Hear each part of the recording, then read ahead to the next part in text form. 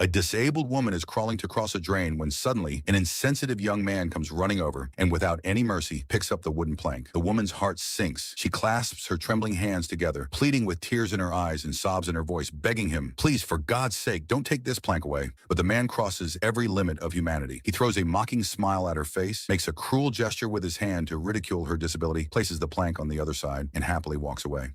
As soon as the plank is taken away, the woman's face becomes a picture of complete shock, fear, and helplessness. Looking at the deep gap of the drain, she begins to breathe heavily. She repeatedly stretches out her weak hands and looks around, hoping that at least one kind-hearted person might come along. But the world continues to pass by, wrapped in a blanket of indifference. Meanwhile, another man appears. A faint spark of hope returns to the woman's face. She reaches toward him with a desperate plea. But instead of helping her, the second man lifts his chin with pride, arrogance, and complete indifference. He picks up the same wooden plank lying beside the drain. For a moment, a light of hope shines in the woman's faded face. She thinks that perhaps this man will help her cross. But the same cruel game is repeated. He crushes her hopes, wears a stubborn, triumphant, and wicked smile on his face, tucks the plank under his arm, turns away, and walks off. The woman's heart breaks into pieces. Her face fills with such bitterness from betrayal and cruelty that it would shake anyone's heart. When humanity seems to have died, when darkness surrounds everything, and even the last light of hope is about to fade, another man appears, limping toward her. One of his legs is severely injured, and he can barely walk with the support of a crutch. But behind his broken body beats a living and awakened heart. When he sees the helpless woman crying uncontrollably beside the drain, desperately reaching out for help, a wave of compassion and pain crosses his face.